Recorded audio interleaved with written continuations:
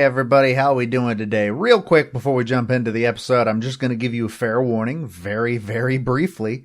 When we recorded this episode for the main part, before the pre-show begins, we finished recording, and then Matt realized that Audition had his input set wrong because it was using his PlayStation 5 controller that was plugged into the PC as his input microphone. It doesn't sound as bad as it could, but it still ain't great. There's also a spot right at the end of the Pac-Man portion of the episode where Matt's recording just disappeared at the end. It's only like one sentence that goes away, but just know that you'll hear Luke respond to an exclamation that doesn't exist. Anyways, that's all I got for you. Enjoy the show.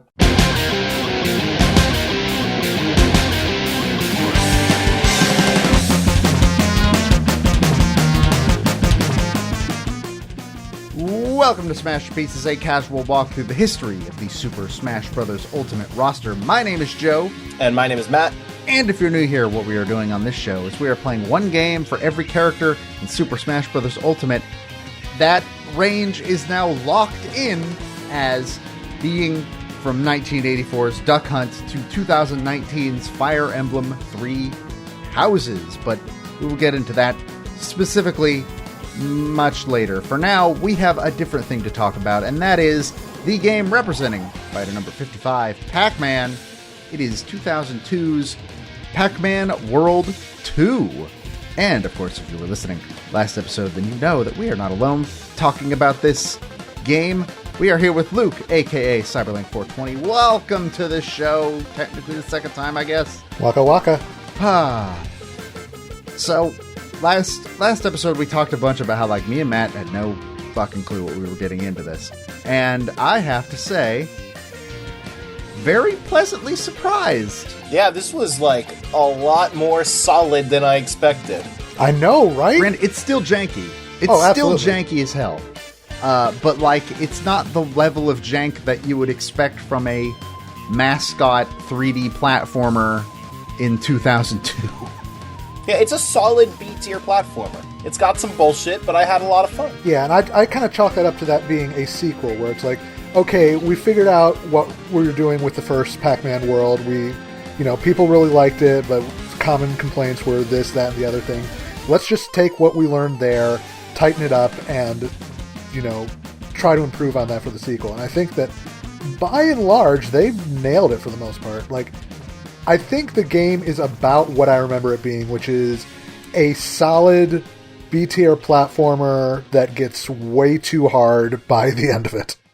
It also, like, something that I pointed out a couple of times on my stream, and my chat seemed to agree with me, it feels like it's a bunch of other more famous 3D platformers. It's like a greatest hits of the late 90s and early 2000s. Like, the Rev Roll is a spin dash. Doesn't work exactly like it does in Sonic Adventure, I don't think, but, like, it's that, and then you have, like, the butt bounce from Mario 64, though in a much different capacity, and also a very satisfying thing to do in this game. Oh yeah. It works. It feels better than it should. My only problem with the butt bounce is the fact that, like, when you're doing those trampoline target platforms, when you get far enough away, you can't really see your shadow, and I found it a little bit difficult sometimes to tell, like, am I actually over this, or am I just slightly off the mark? Am I going to die? Oh, I'm dead. Okay. Yeah, but when you hit the platforms and it bounces you up, it's so satisfying. Mm-hmm. Oh, it's so good. For me, the biggest difficulty with the butt bounce was in the ice stages, where, butt bouncing on ice is the worst thing you can possibly do. It stun locks you and you start going right downhill. I also, that screwed me in the ice level specifically because for some reason, even that far into the game, my brain was like, if you press A twice, you'll double jump. Hey, pro tip, people playing after listening to this episode, you don't double jump. Nope. So I actually, out of curiosity, since you mentioned that it seemed it was an improvement on Pac-Man World 1, what what was the difference? What was Pac-Man World 1? Pac-Man World 1, I didn't get to play until years after I played World 2. The main difference is that World 1 is a fixed camera game. Oh. That sounds... Well, considering how bad the camera is in 2, might not be that big a difference. It's a 2002 as hell camera. Yeah, it's definitely of that era. But, like, the camera in World 1, it's mostly kind of side-scrolling, but with some room to move forward and back. There's no flip kick. You can still rev roll, you can still butt bounce, and a really unusual one, you can throw pack dots you collect, which... What? That is weird. Yeah, which I think that a lot of people just ended up not liking that mechanic, so when they went back for 2, they're like, well, let's scrap this. It doesn't really add up in the long run. But yeah, there were little, I think Pac-Man World 2 is mostly kind of based on the same framework, but taking what they had already done, stripping out what didn't really work, and further refining what did. And, I think that it's a perfect example of, like, a sequel really learning from the mistakes of the original. And, like, it's very interesting you mentioned that the pack dots used to have, like, utility. Because, I don't know, I feel like pack dots are only in this game because they have to be. It's a Pac-Man game. They have to be there. But, like... Well, they're like coins in Mario, where they mostly exist for an extra life, but also the level designers can use them to guide you through the level in a way. Yeah. And I think it's just the easiest to do that with the pack dots, whereas the fruits are the more interesting collectible that tend to be difficult. And then, of course, another step up from that is the tokens, which I feel like token collecting actually got legitimately really fun. But I never really felt that the fruits were quite as fun to collect. I mean, the problem with the fruits is that, like I said in the preview last episode, unless you get all of them and all the pack dots in one go, you might as well not have collected any of them because it doesn't really make a difference in the long run.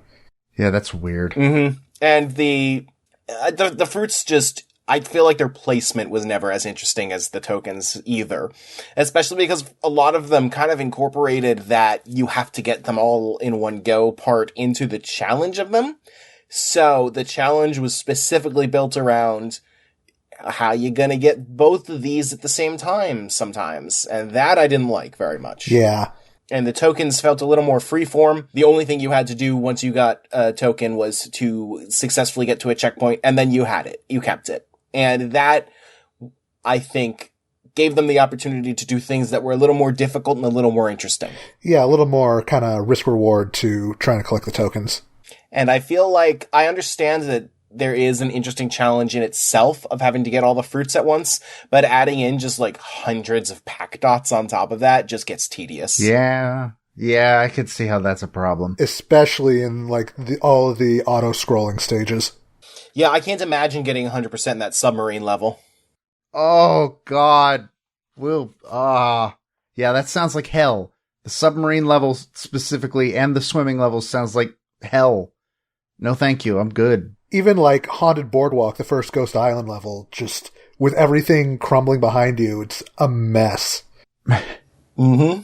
Which, that, in our chat, Joe's chat specifically, I believe, it was said that the Haunted Boardwalk level is held up by a lot of people as a really good level design, one of the better levels ever made. And I would say that I can mostly understand where that's coming from, except for those falling pillars. The falling pillars, and I also had a problem with the, like, I don't know how to fucking word this. The 2 plank platforms that were very wide, and there'd be like 3 in a row. Those I felt like were a bit much. Those are too much. You don't need to do that much. I mean, the pillars are a problem in literally every level they appear in. Ice World, Lava World especially. Mm-hmm. But where it's like, if you don't land on the pillar and you only grab the side, you might as well die because the pillar is going to start tilting forward and you can't actually get up on it. So there's no way to actually, recover. Yeah, it's my least favorite thing in games where you have, by all accounts, already died. There is nothing you can do, and the animation just needs to take forever to catch up with that fact. And it's one of those things, we've talked about it in a couple of games where it's just like, I would respect this better if it just killed me immediately. Like, it's a lot. And also, I think the ones in the swamp levels are worse because they're slanted. Yeah, that's true. That's the thing. All the others have a flat top with like a little, sort of point to show you which way it's gonna fall. But the ones in the swamp are ramps, essentially, but tiny. So it's a lot easier to not land on top of them. So yeah, I can see where that would be frustrating. Before we talk too much more about the game, we should probably talk about what the game is. Luke, would you like to do the honors? I mean, it's a B-tier platformer. I think that sums it up. Yeah, but what's the plot of Pac-Man World 2? Oh, God. So, the plot of Pac-Man World 2 is that Blinky, Pinky, Inky, and Clyde, we will get to that later. They show up in Pac Village just to, cause mischief, screw around and find out. Do their thing. Yeah, exactly. And as part of... Stalk Pac-Man because you want to date him. Yeah. And one of the things they end up doing is stealing these 5 golden fruits off the tree in the center of the village because they're there, I guess. Unbeknownst to them, those 5 golden fruits had sealed the evil spirit, and maybe this is a little on the nose, Spooky, under the tree since, hundreds of years ago when he was defeated by the great wizard Pac and Sir Pac-a-Lot. And is Spooky from the first game? No. Does Spooky ever show up again? He is a playable character in Pac-Man World Rally.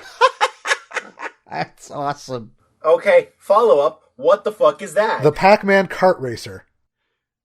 Okay, bonus game, Joe. Yeah, I was going to say, if you guys ever do that as a bonus game, I will gladly join you. I will keep that in mind. I will note that down. I'm just going to keep coming up with more and more bonus games before I do the one that you've been waiting me to finish for months. So Spooky's like, I'm free, here, take the golden fruit, let's scatter them, we're going to destroy all the Pac people, and Pac-Man, has to do his thing and save everybody.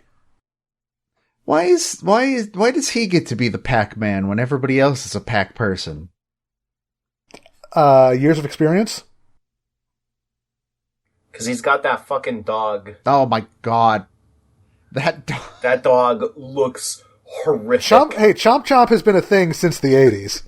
Wait, what? That dog is horrifying, and it does not help that the FMV, and this is not their fault, this is just how FMV was back in the day. All of the animations are horrifying and slightly, I can't say uncanny valley because that's not what that means, but I don't know how else to describe it. And yet, it still feels like it's a little bit better than it was for a lot of other games at the time. Where, 100%. The FMV's okay, it's just not great. Also, that is the Chomp Chomp redesign. Here's what he looks like in Pac-Man World 1. Oh, no. Well, he's just a dog! That might be better. I think that's better. He's just a dog. Why would they make him... Wait, does Pac-Man have a child? Does Pac-Man have 2 children? Pac-Man has 2 children. There's Pac Jr. and Baby Pac. What the fuck? I'm learning too much about Pac-Man lore today. I was not expecting this. I wasn't ready. Yeah, pre-redesigned Chomp Chomp looks way less like a horrific monster mash.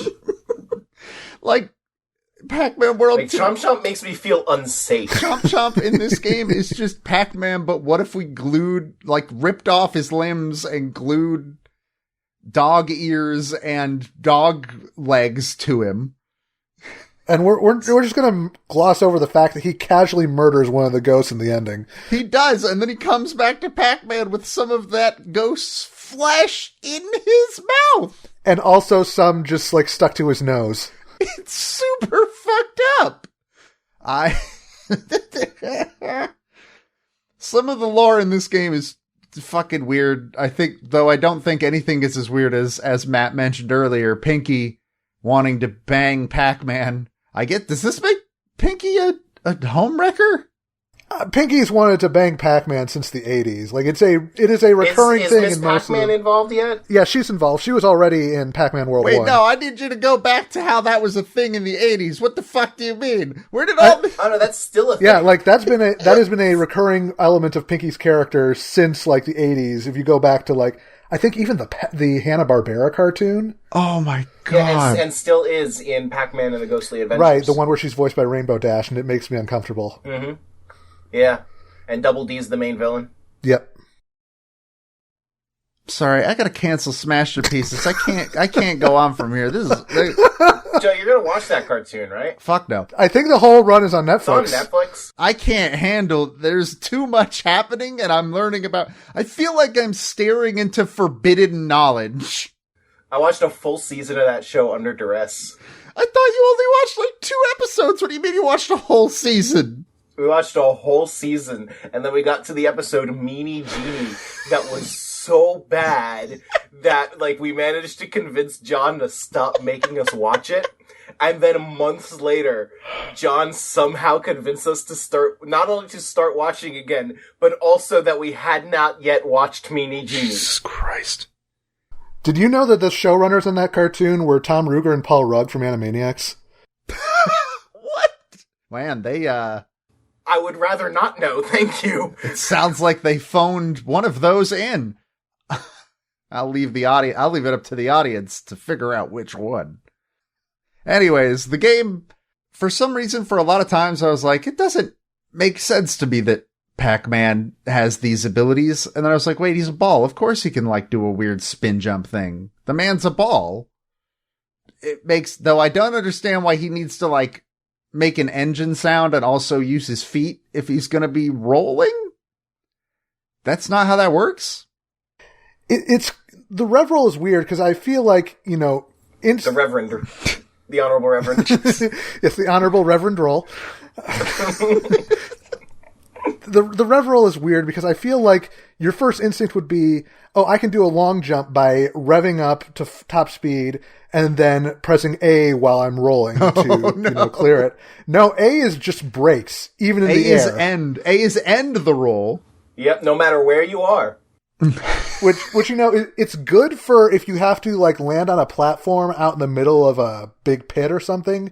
Not so great when you're working off your base instincts and just trying to clear a long ledge. It's the same thing that I had with the double jump where it's like, yeah, the game has told me that's not how it works.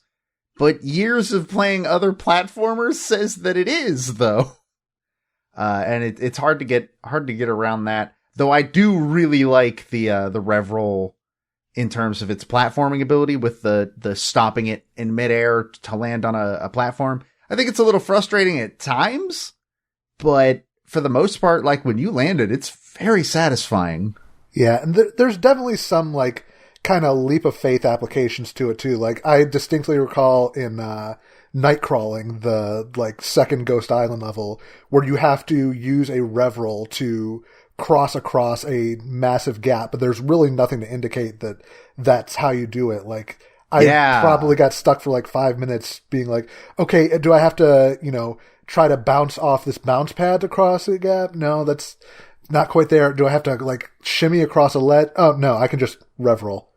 Huh. Yeah, I think I know exactly what spot you're talking about, and I had a similar problem where I couldn't really figure out what the game was wanting from me. And I had the exact same thought process, and I believe the chat had to tell me, like, no, you gotta go to the top of this wall, and then you gotta rev roll forward. It's like, that's not clear at all, because they put a bounce pad at that spot. Yeah. So logically, you'd say, oh, so I gotta bounce across. Yeah, I had to be told about that too. Yeah, I was the one who told you. What a weird...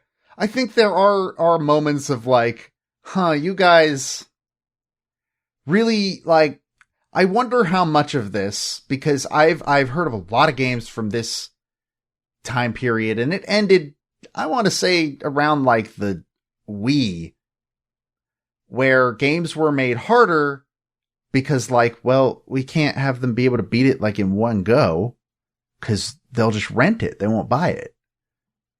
Which again, I don't I don't know if that's the case here, because, like, I don't know how different this game is in Japanese than it is in English. Oh, that's a good response. So, you guys know of the long-standing tradition of games from Japan being brought over here and becoming way easier because us Americans are bad at video games.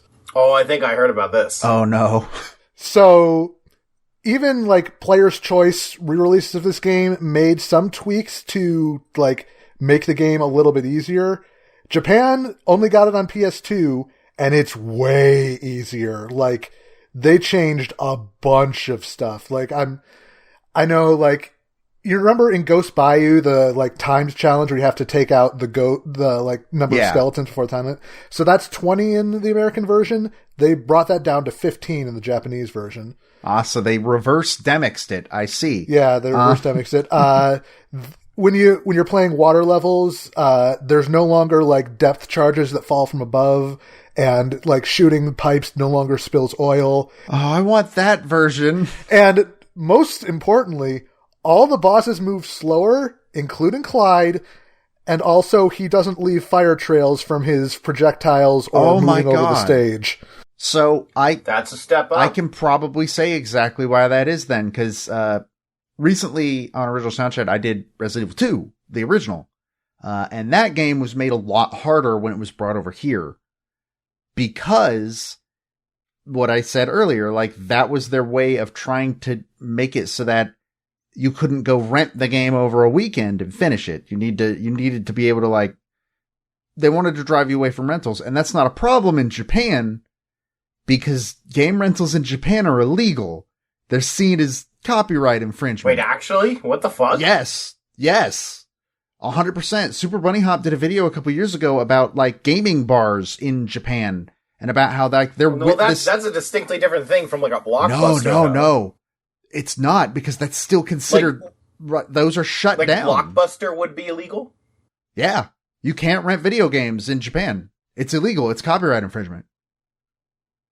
Isn't that wild? I'm familiar with the Super Bunny Hop video that you're talking about, but that was just about, like, you walk into a place and they let you play their copy while you're there. Well, the thing about it was that the video was about that being a gray area, because you're not renting, but you're still not buying, but also you're paying these people. So Blockbuster's more illegal than that?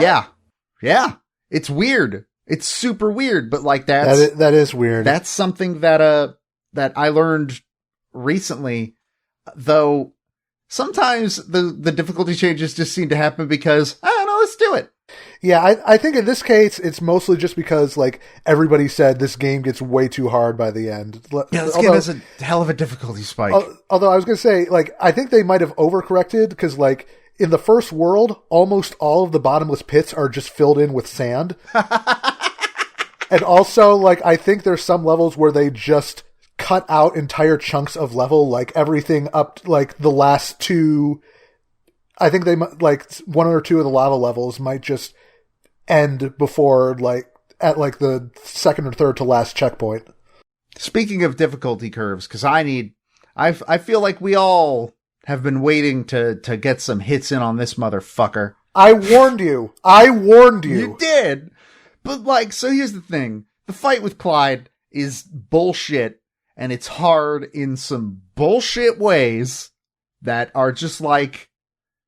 Love that hitbox on the last hit. Yeah! You can't make the hitbox smaller. No, that is not how you make things harder. Fuck you. I think somebody on my stream chat said that, like, you have to hit him in, like, the crack, specifically like, there's a crack on the windshield, and it's like, why would you make it so specific if that's true?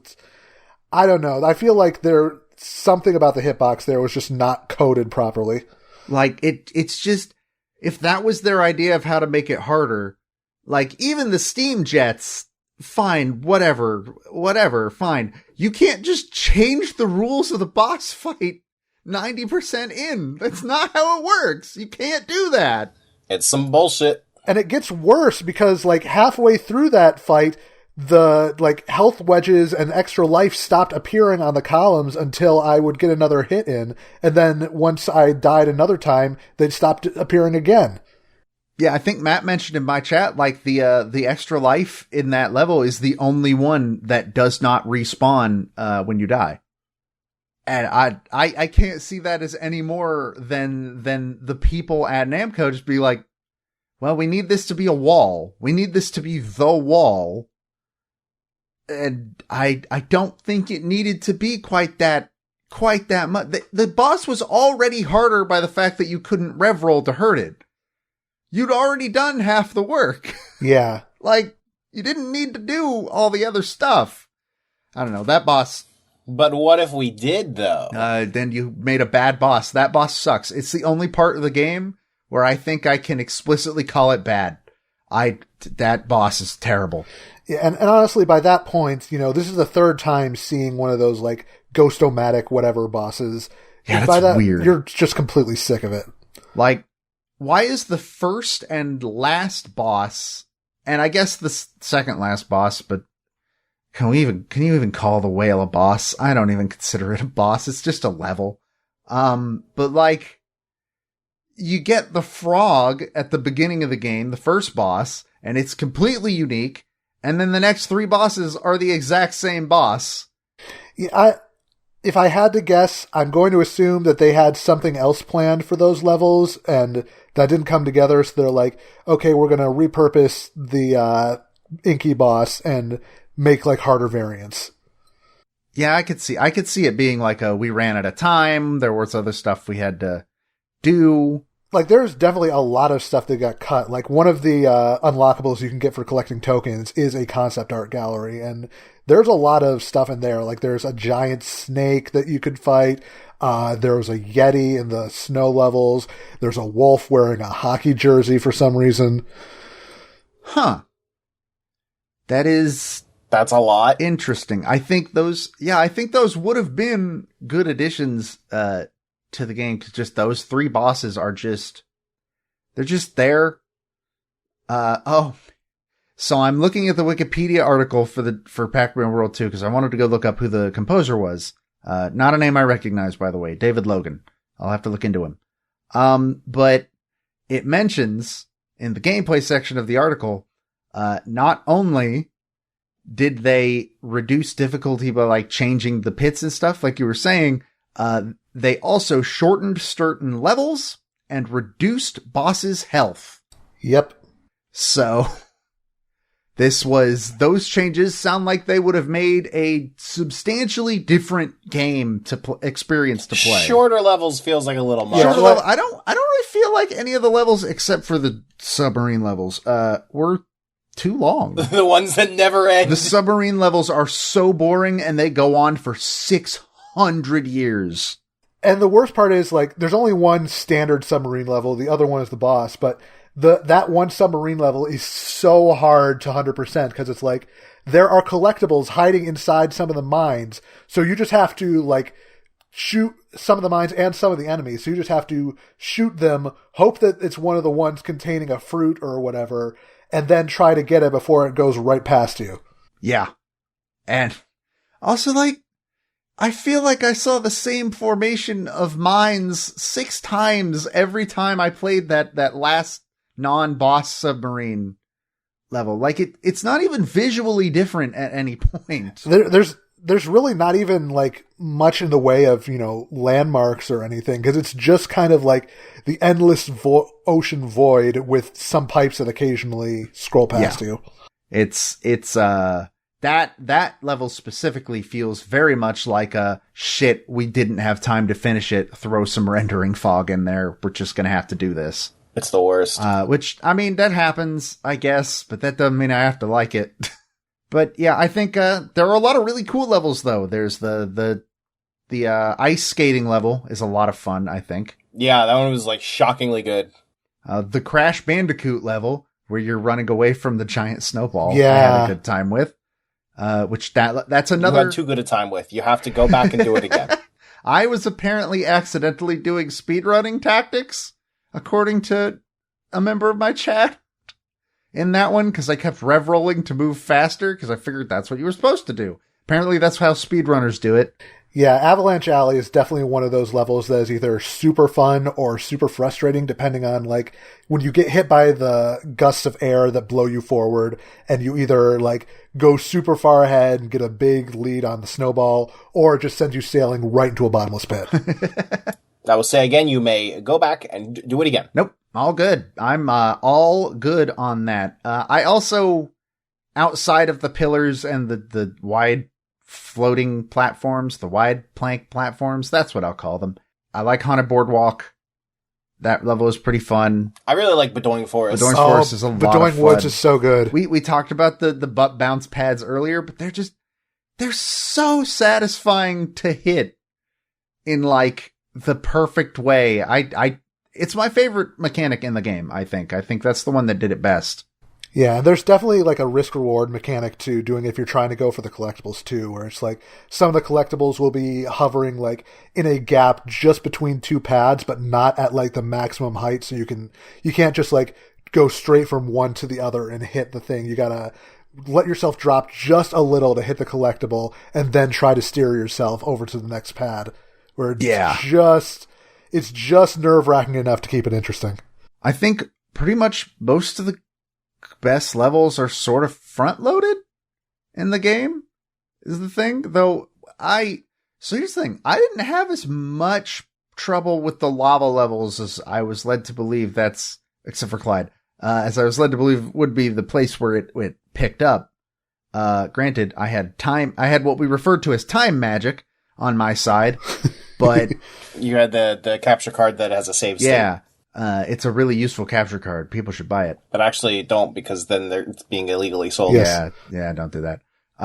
I think the only time the lava levels really gave me trouble is in the third one, where it was like a bunch of platforms, like a bunch of pillars, and there was this big rock dude spitting rocks, and he's standing over a button that you have to hit.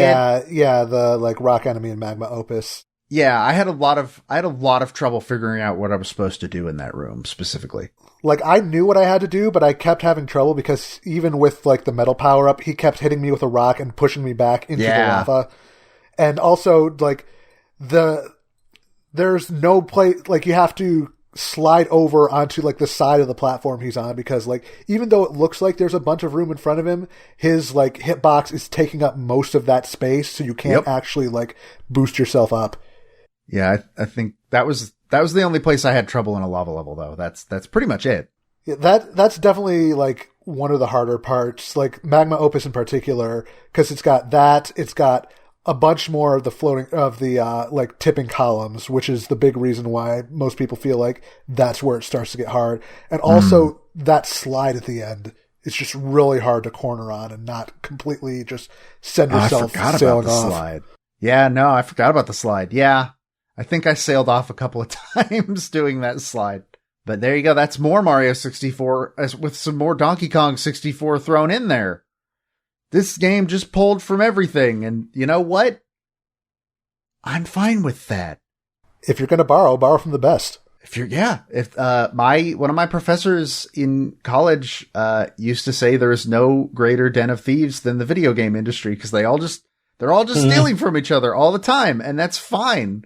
Because, like, you don't need to reinvent the wheel every time. And I think this game is a good example of, you guys took what worked in other games and you put it together and you got a pretty good package out of it, honestly. Yeah, it's weird to say that, like, I don't think there are quite enough games like Pac-Man World 2 where you don't need to reinvent the wheel. It just makes something pretty damn good. Exactly. That being said, I cannot picture myself going back to play it. Point in the future, not because I didn't like it, but just because, I don't have the connection to it that I have with stuff like Donkey Kong, where like I can see through the jank and be like, yeah, but I like it anyways. There's just enough jank here that it's like, yeah, I'm glad I played it. I don't think I'll play it again, personally. That's fair. Like, it also, I feel like, requires just as much of an investment, if not more, to like let me put it this way. I've 100%ed Donkey Kong 64 multiple times. I have never 100%ed Pac-Man World 2. I've only 100%ed DK64 once. That was enough. Yeah, I'm just pleasantly surprised. Like, I didn't expect this game to be bad because, I mean, we had a couple people, you, our friend Fossils, I think one other person that was telling us like, yeah, no, it's good. I like this game. Though pretty much everybody did warn us like, it's got some jank to it. So just be ready for that. Yeah, like, much love to my pals, Saint Intolerant and Colonel Chero, who joined me on my stream. Both of them, like, had I didn't realize going in that both of them had actually played this game. I just got them because, like, I knew I couldn't carry a solo stream, so I just wanted friends. It's like, Gage was like, yeah, I knew I had played this back in the day. I think I rented it. And then Chero was like, wait, oh my god, I think I did have this game. Yeah, I gotta go watch your streams, by the way. Yeah, neither of them had ever made it to the end, so that was, an experience. Speaking of which, we need to talk about Ghost Bayou. Yeah. Yeah, it's pretty fun. Nice little 10-minute level. Oh, you F off. Is that the last level before the boss fight with Spooky? Yeah. That level goes on for 3,000 years. I got lost in it multiple times and had to restart like partway through. In total, it took me an hour to finish. I don't think it took me quite that long, though it doesn't help that that level also has what, in my opinion, is the cardinal sin of mainline platformer levels, which is pixel perfect jumps, where you have to be like, you cannot jump until you are at the edge of that dock or you are not going to make it. And it's like, I don't feel like they do a good job of signposting. Like, I realize it's a maze, but a lot of the time, the actual route forward doesn't look like it should be the route forward. You look like you're basically trying to, like, cheat your way through or sequence break or whatever. Well, also, everything looks the fucking same. Everything looks the same, and also there's just, like, a huge fog covering up everything so you can't actually see where you're going. Yeah, it's a rough level. I think I said on stream, like, alright, so this series is the only one I will forgive for having their last level be a maze, because it's Pac-Man. That's his thing. But that doesn't mean I have to like it? It's a weird level. And also, the end of that level is bizarre, because it hands you 4 lives, and makes you think you're about to fight that fucking tree, and then the tree's just like, oh no, you made it here. I guess I'll die now. Yeah, why don't I fight that tree? It's so bizarre. Pac-Man doesn't even do anything to the fucking tree. It just dies. It definitely seems like that's the kind of thing that you would, like, they wanted to do and then ultimately didn't. I feel like that tree spends a lot of time talking shit. Yeah. I know that they added an extra boss to that world in the GBA version, so I've in the what? What? Yeah, there's a GBA version. Talk about bonus games. The GBA version has no water levels. Oh my god. Oh, so it's better. Is it like an isometric platformer on GBA? Yeah. Huh. Interesting. I had no idea that was a thing. I've never actually played it, so. But yeah, it's, that's surprise. Actually, no, that's not surprising to know. What the fuck am I talking about? Everything had a GBA port that was a like, explicitly different game back then. The GBA was hot shit. That's where you made money. Yeah. What a relic of a past time. Holy shit. Also, just apropos of nothing, can we talk about how good Pac-Man's animations are in this game? He looks like he's having so much fun. It's pretty solid. He looks like he's having so much fun. Like, there's so many little touches that I really love, like, the idle animation where he takes the Pac Dot out and plays hacky sack with it, or the fact that you can see him open and shut his mouth every time he collects a collectible. Yeah. It gives Pac-Man way more personality than you'd expect from a character whose original appearance was a circle with a triangle cut out of it. Yeah. And it's also really, like, did Pac-Man World 1, is that the one that introduced this specific design for Pac-Man, or was that from even further beyond? Because it is obvious that, like, this design of Pac-Man is the one that ended up in Smash. Obviously, he's got the gloves, shoes are the same color, etc., etc. I mean, this has kind of been Pac-Man's default design more or less since like later 80s games. Like they definitely have refined it over the years, but this is kind of the core codified Pac-Man design, except for weird aberrations like Ghostly Adventures. Man, I'm learning so much about the 80s Pac-Man lore and such that I feel like I should have known before. Should you have? I haven't even mentioned Ms. Pac-Man's pet cat Sourpuss. I don't know if I want to go down this road anymore. I'm scared. Mom, pick me up. You're already here. Might as well enjoy it. Oh, boy. But yeah, it's a good game. And you know what else is good? Unless either of you have something else to say about the game itself. Well, I was going to say, there's 2 other games we definitely need to talk about. Pac Attack and Pac-Mania. Oh, that's true. Yeah, I had no idea that either of those games existed. Neither did I until I played this game 20 years ago or whatever, and both of those games are rad. People talked about Pac-Mania a lot more, but I was more impressed with Pac Attack, personally. Pac Attack is definitely my favorite of the 2. I'm a sucker for a good puzzle game.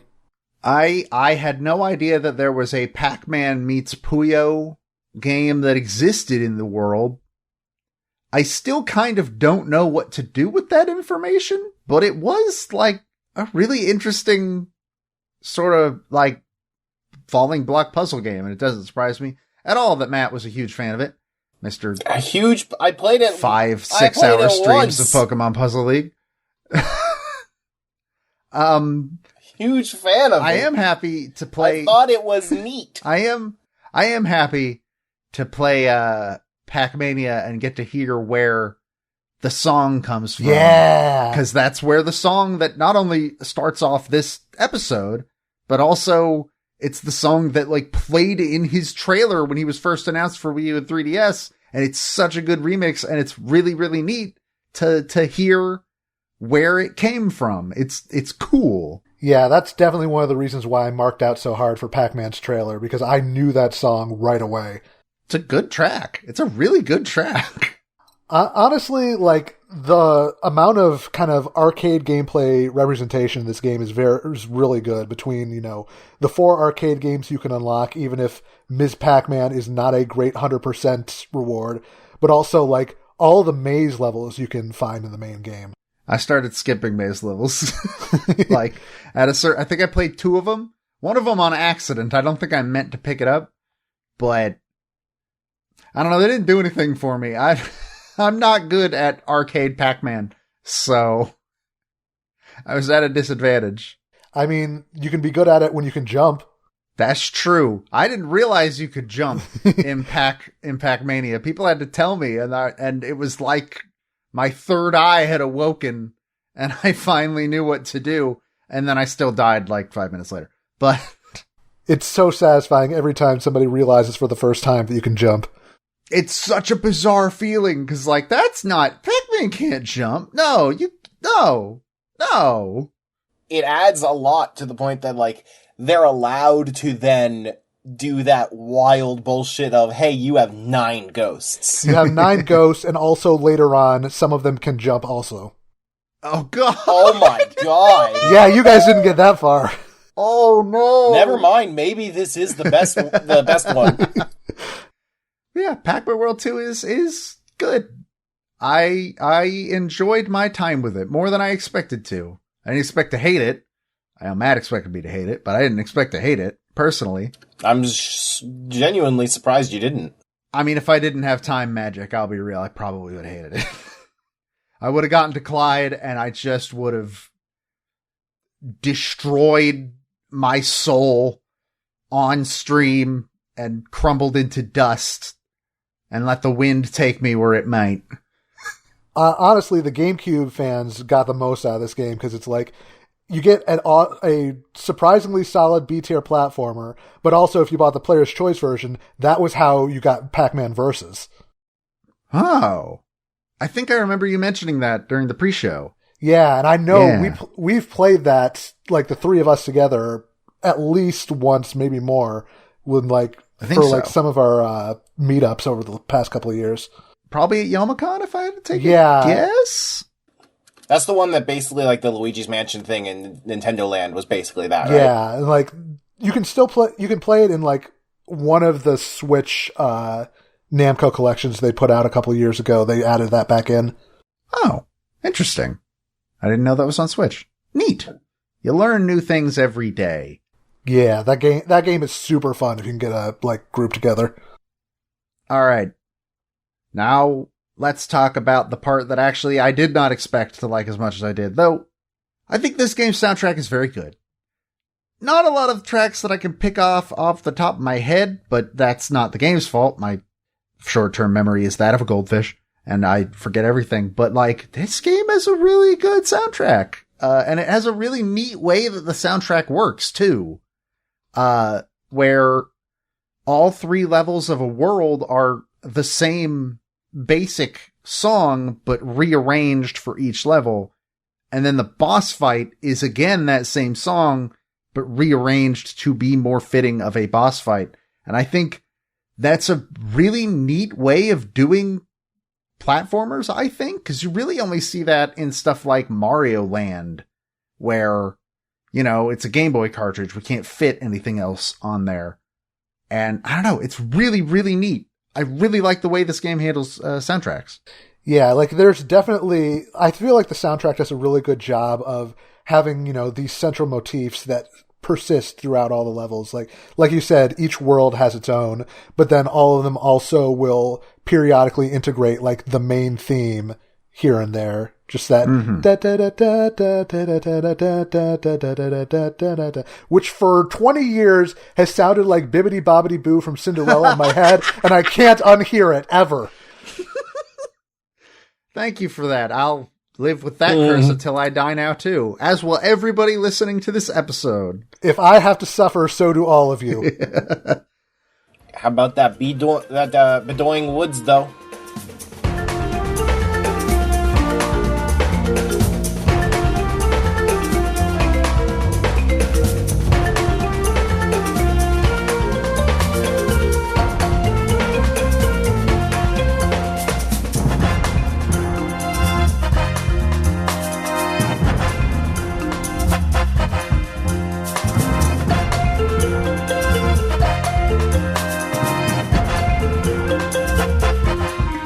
Yeah, that's super good. Be doing Woods, listen to this song. Like, I think that we let the silence go longer. He deserves it. What? Okay, now you can go. I definitely feel like every world has like that one mix that is kind of the definitive version of that song in my head. Like Bedoing Woods is that for World 2. World 1, you can't beat like the main Pac Village version of the theme.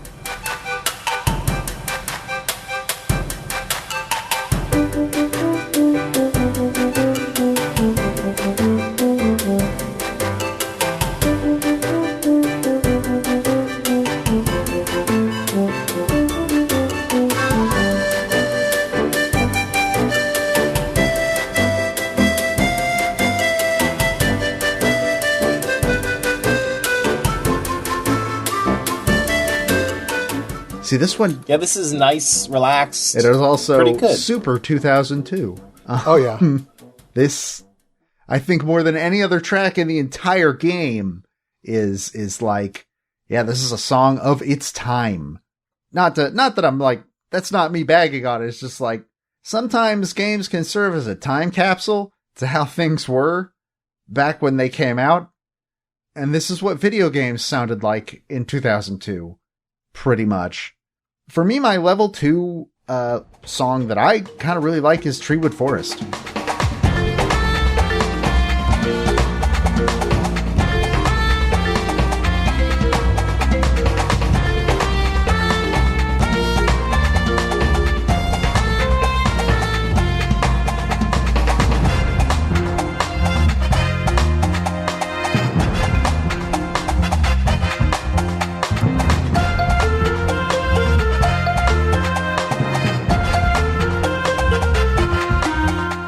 I don't know, something about this song is fun. I have a good time listening. I think it's the percussion. Yeah. I mean, all of World 2 is just fantastic, I think. That's true. I actually really like, I think the lava levels are the most different in terms of their arrangements between the 3 levels.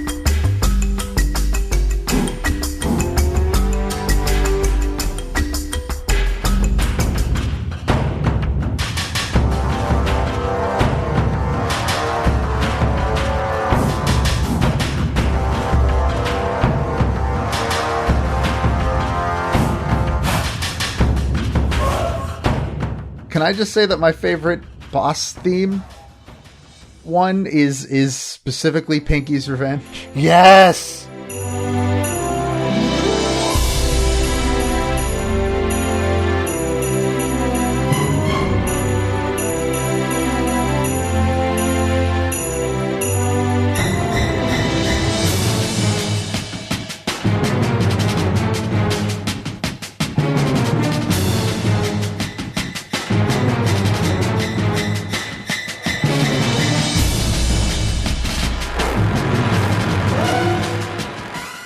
It's so different from all the other boss themes, because it's having to use the sort of, I don't know, ice level vibe that all ice levels are required to use on pain of death.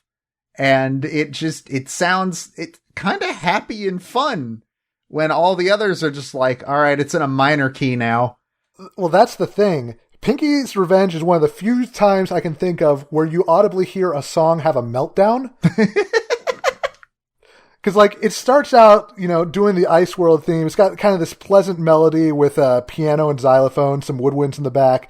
And then every once in a while, you hear some of the notes go completely off key. Yeah. And then it starts happening. That. And then it starts happening more and more. And the song gets, for lack of a better word, angrier. And then eventually by a minute in, it's just this huge bombastic traditional boss theme with an orchestra, dark overtones, there's horns everywhere. And by that point, the pleasant Ice World melody basically becomes the anomaly within the rest of the song.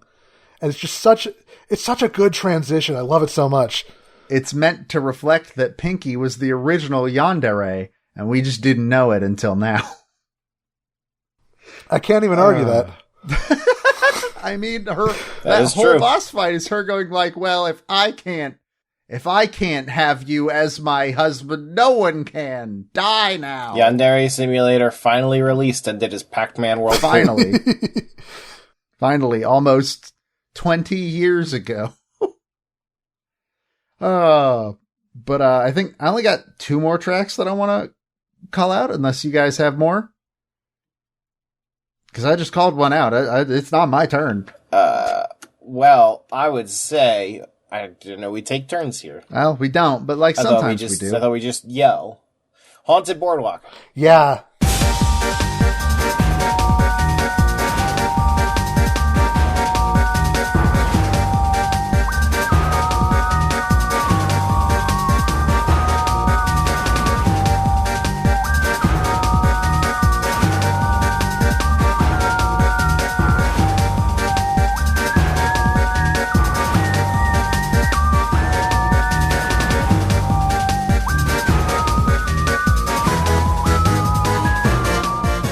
Boardwalk is good. This is the best song in the game, I think. Yeah, Haunted Boardwalk is definitely my favorite of the World 6 tracks.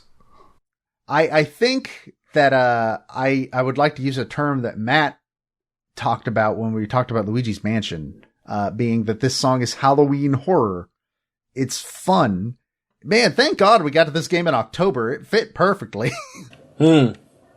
And this song is it brings me into the mindset of Halloween, and I dig it a whole lot. I think I agree. I think it's the best song in the game. Yeah, and just so that we don't, leave one world unaddressed, I think Blade Mountain is the best of the ice worlds, which is the skating one.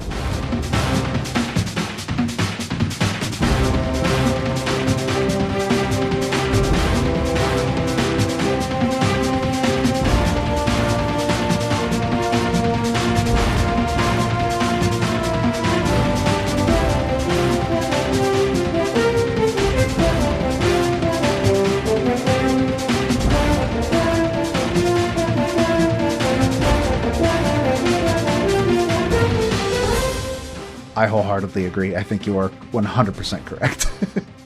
All three of the Ice World songs are fantastic, but Blade Mountain is like a whole couple levels above the other two. Yeah, I think that world does a really good job, using the kind of orchestral instruments to great effect. And then I think that Shark Attack is the best of the water level themes.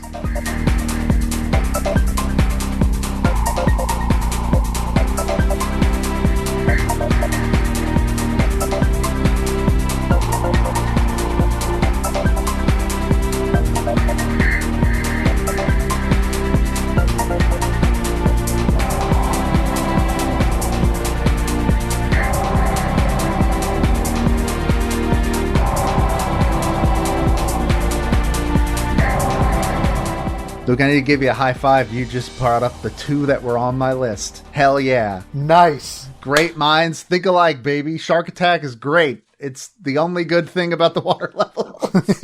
It's crazy how this game's soundtrack is just blatantly incredible.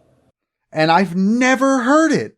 I had never heard it before this at all. Well, guess you're taking it to OSC. Eventually, probably. Here's the thing. Take it to OSC, but also take original Pac-Man World soundtrack to OSC, because that soundtrack is a bop.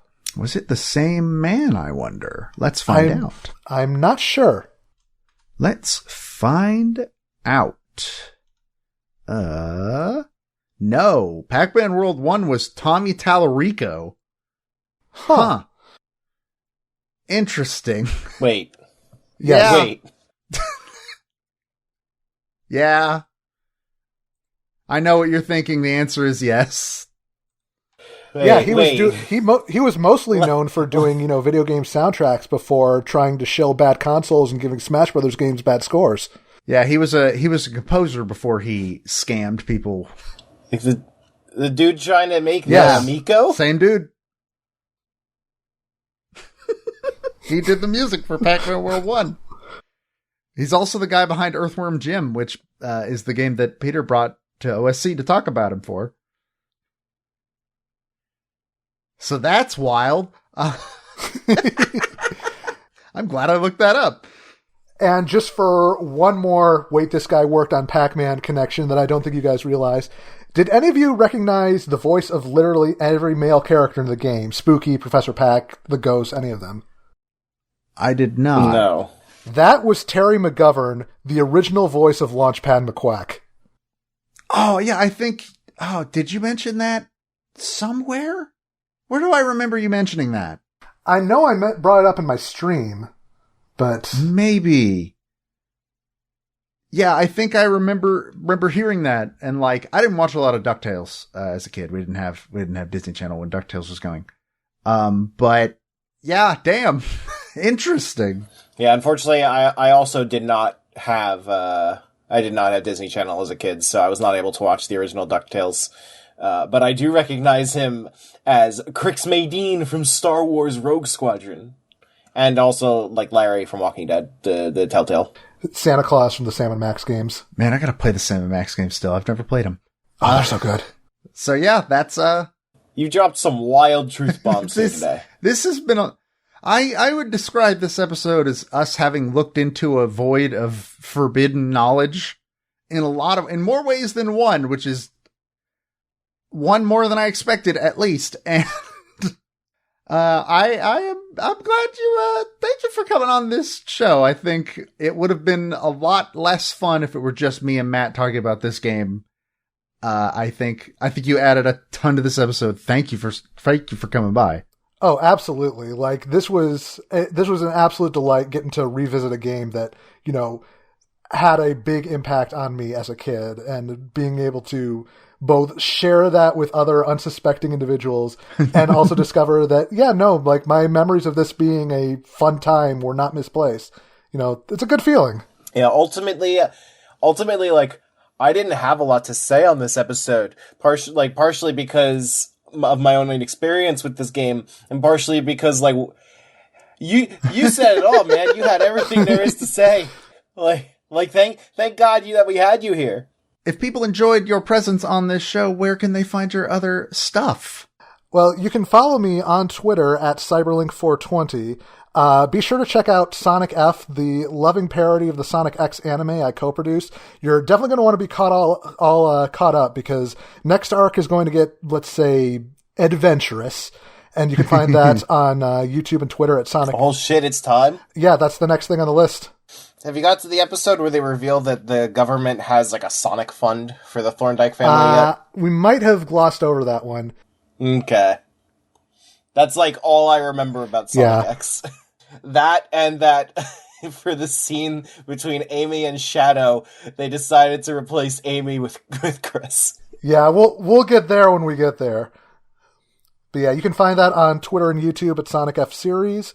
And of course, I am part of the admin team over at the Transformers Wiki. So if you ever want to learn about, you know, how Energon used to be alien poop, or that time Starscream became an Evangelion angel, or an itemized list of every time Optimus Prime has died and or come back to life, you can find all that and much more at tfwiki.net. I've been over that wiki a couple times, and I don't understand what is happening. Yeah, that's why it works. But I feel like there's also a question you guys forgot to ask me. Oh no, we have two traditions we do with our guests, and don't you worry, that was the next thing on the list, because we have a traditional question, first of all, that we ask all of our guests. Matt, you usually are the one that asks it. Go for it. So, Luke, if you were to fight one employee of Nintendo of America, who would it be? Current or former? Anybody. Ben's was former, remember. That's true. If current, probably Kit Ellis, who's been, you know, one of Nintendo's PR guys for the last decade plus. You see him in all those, like, Nintendo Minute videos they put out. We walked past him at E3. Exactly. And I want to fight him because, as we all know, PR operates on Highlander rules, where if you defeat someone in combat, you gain their powers and position, meaning that if I win, it will be I that appears in all of Nintendo's video content. That is the way things work, and you can't tell me otherwise. Fair. Good logic. The explanations people are giving for these answers are getting wilder and wilder. I don't know. I still think Soul has everybody beaten with I'd fight Bill Trinan because me married Bill Trinan in Tomodachi Life and then they got divorced. Well, I mean, if I'm going to go with a former employee, probably Alan Averill. I'm not sure how to pronounce it. He worked at NOA from late 90s until 2009, I think. He was at Treehouse doing localization during those later years for stuff like Hotel Dusk and Wild World. I think he's over at 8.4 now doing localization on stuff like Fire Emblem. But before that, most people knew him as the RPG editor for a little magazine you might have heard of called Nintendo Power. And he was always the one that I and a lot of other people remembered because he was the only editor who never showed his face in the magazine. Instead, yeah, he was the one who was the Dragon Quest slime. So I wager if he's a slime, the weakest Dragon Quest enemy, I'd be able to take him down in like 1 or 2 hits tops. So I'm going into the fight knowing I could win. Both of those are damn good answers. But alas, we have a second tradition we do to all our guests. So I'm going to need you to step a couple of spots. I'm going to need you to take a couple of steps to the left. Yeah, and goodbye. All right, with that taken care of, let's talk about our next game. So, I'm not going to say you made a mistake. No, there's no me. There's no me. There's no me. This is definitely more difficult than it needs to be as a direct result of your own actions. We summoned this. Our shared curse power summoned this specifically. The next game is representing fighter number 82, who happens to also be the most recent and final character announced for Super Smash Bros. Ultimate. And I cannot believe these words are coming out of my mouth, but it's Sora. And we're going to be playing the 2002 PlayStation 2 game, Kingdom Hearts. You like this? You like Kingdom Hearts, right? I don't this like is exciting. This This is exciting. Like We're going to play a Kingdom Hearts. And I'm sure people are like, then why aren't you just doing Kingdom Hearts 2? Like, Matt's playing it right now at time of recording. Like, not this exact moment. That's not an option. And, that is and not then, an option. like, I could just play it in no time. I think you put it best when you were like, our main, like, sort of rule has been sort of trying to pick a game based on how the character is implemented into Smash. And unfortunately, there's no world where I can pretend that Sora in Smash is not explicitly Kingdom Hearts 1 Sora. Mm-hmm.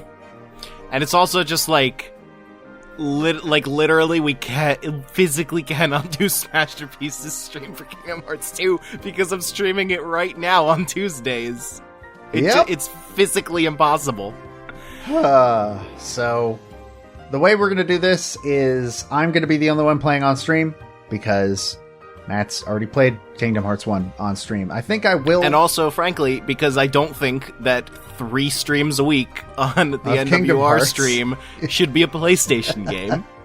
I think I probably will take the VODs of our co-piloted Kingdom Hearts 1 streams and go ahead and put those in your playlist, your VOD playlist. Okay. Just so people have something. Yeah, if you want to watch me stream Kingdom Hearts, literally already did it. Yep, it has already happened. It's right there for you. I am going to replay it. I will be playing Kingdom Hearts 1 again, but I'm not streaming it again. I did my time. And just... It could be worse. We could have picked Chain of Memories. I actually would have quit the show if I was pressured into putting down Chain of Memories. I would have just, like, stopped paying for the website and disappeared. Gotten a new name, started a new life. I might try Proud Mode. You should. Should I? I mean, so here's the thing. The things that make Kingdom Hearts 1 bad aren't going to be fixed by going down a difficulty.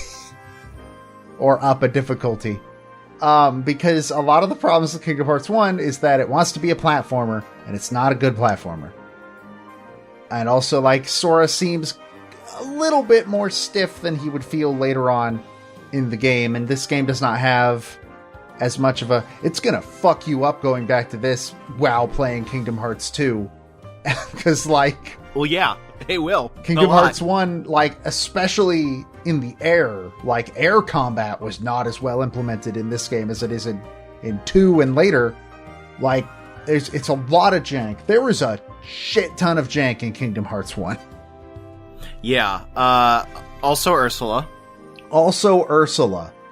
Which is optional for me, not for you. Yeah, sorry, I have to, I know. I know. I will play every world on stream. Just, it's a fair trade. Don't want to play Kingdom Hearts 1. This is the worst outcome. In all seriousness, though, like, Sora being in Smash, it's the most happy I've ever been to be extremely wrong. I think that this is legitimately the best choice that they could have gone with for the final fighter. 100%. I think he was always the best choice. It's just that I didn't think he was going to happen. Because I really didn't expect Disney to play ball. I think the one prediction that everyone said that they were most confident in was that the salt would overflow. And it didn't. Like, obviously you're gonna have people that are just contrarians and hate everything. But overall, the reaction was very positive. And I think it was earned. And he also mentioned, Sakurai during the presentation revealed that Sora was the most requested character on the Smash ballot. And I think that's super interesting. I don't believe him. I'm pretty sure it was Goku.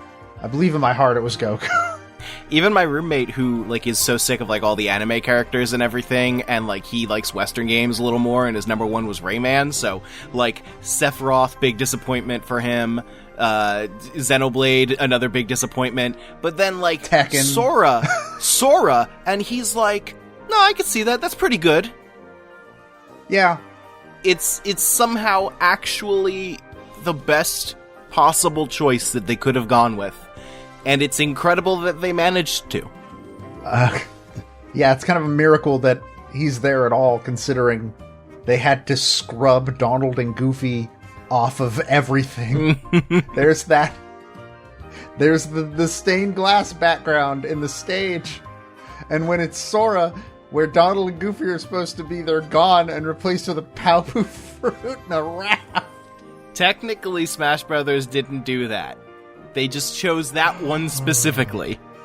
Yeah, it's a lot. Donald and Goofy don't even get to be... Which at first I was like, why is it Wisdom form? Where's Halloween Town Sora? Because I kind of wish that was one of them. But no, Valor and Wisdom being in there is the closest Donald and Goofy get to be in the game. So, you know, at least they're there. I don't know. He looks fun to play. He hasn't come out at time of recording, but he will be out tomorrow at time of recording, actually. So, like, almost definitely by the time you hear this, 100% by the time you hear this, you will have Sora in Smash Brothers, and it's over. It's a very bittersweet moment. I am not totally ready for that to be the case, but it's very difficult to deny that this is the best way they could have finished. And this is also the first time they've ever finished in a big holy shit, nobody's mad. Mm-hmm. Like, Bayonetta was the closest they had gotten in the past. And even Bayonetta wasn't universally loved. Yeah, and then they ended the launch roster with fucking Incineroar. So, you know, that was fun. And then Pac-1 was Byleth. Yep. So, It's actually legitimately incredible how they pulled it off. I'm pretty sure I shouted out loud when the Keyblade came into focus. I'm pretty sure I just shouted, God fucking damn it! I've been describing Sora this entire time as, if I am positive he's not going to be in the game. If I am wrong, I'm going to have so much egg on my face. And lo, that day, did the eggs rain from the sky. But it's great, I think. You know, for all of my, I mean, it's not a secret that I didn't enjoy Kingdom Hearts 1 at all. And it's taken me a while to start to come around on Kingdom Hearts 2. And we're not even gonna talk about Chain of Memories. But you'd have to be a fucking liar to say that you can't see how much this means to so many people. Kingdom Hearts is insanely big, even more so in Japan than here. Like, it's incredibly huge. The fact that it worked out, that it's here, I can't believe they did it. Yeah, it's baffling that we live in this world. Like, this somehow tops fucking Joker. It tops all of them. It's the one. So, but also, fuck it, because that means I have to play a game I hate. So now the only one left is Goku. Where's Goku, Sakurai? He's gonna be in Nickelodeon All-Star Brawl. That's where he's gonna be. So yeah, I'm not gonna stream Kingdom Hearts 1, don't expect me to. Maybe I'll give like Twitter updates or whatever, but you can already see my entire playthrough on YouTube. Yep. And I'll be playing it on the Twitch. That can be found at twitch.tv/Nintendo World Report, where Matt and I stream all these games and more. Including more Kingdom Hearts games. Where Matt has decided that he's going to 100% Kingdom Hearts 2, and I'm going to be there, dragged along. Not gonna lie, since I gotta play it again anyway, might also 100% Kingdom Hearts 1. I feel like that would be a lot easier than Kingdom Hearts 2, actually. No. I believe Kingdom Hearts 2 is actually considered to be the easiest to 100%. Well, no, then I just do a third playthrough on beginner, and that's where I 100% beat it. There you go, yeah. No effort. But, yeah, we're not only streaming these games, but also, it's the middle of October, or probably actually, like, near the end of the second last week of October. And that means that I'm going too overboard on horror games. And you should come watch me, because I'm a baby. And I'm a baby. And also on that note, Kingdom Hearts probably gonna finish out the year. Yeah. Seeming, well, no, I think we'll hit Sunshine before the end of the year. I don't think it'll take me that long. I'm not going to play on Proud. I don't think it's going to take me that long to finish Kingdom Hearts 1. Yeah, but I'm going to play on Proud, and I have to finish it. Yeah, but you get to do that off stream. So you can play more than once a week. That's true. Anyways, you can find me on Twitter at StringPixel. You can find Matt at GrimaceDoMenace. That's me. Yeah. You can find the show itself at Smashterpieces on Twitter, on YouTube, on Facebook, if that's what you're into, but we don't really post on the Facebook, so... You can also follow our editor, Peter Spezia. He is at Pete Speakeasy on Twitter. I also do another show with him called Original Sound Chat. It's basically the music portion of this show, but more in-depth and with actual research that isn't loading up a YouTube playlist at time of recording. And, yeah, it's very good. Pac-Man World 2 is going to be coming to that someday. One day, probably. It's been a fan request already. And that's all. I think that's all. I'm pretty sure that's all. I believe so. Alright. Well, with that, my name is Joe. My name is Matt. And we will see you next time for our episode discussing my deadly hubris and also Kingdom Hearts.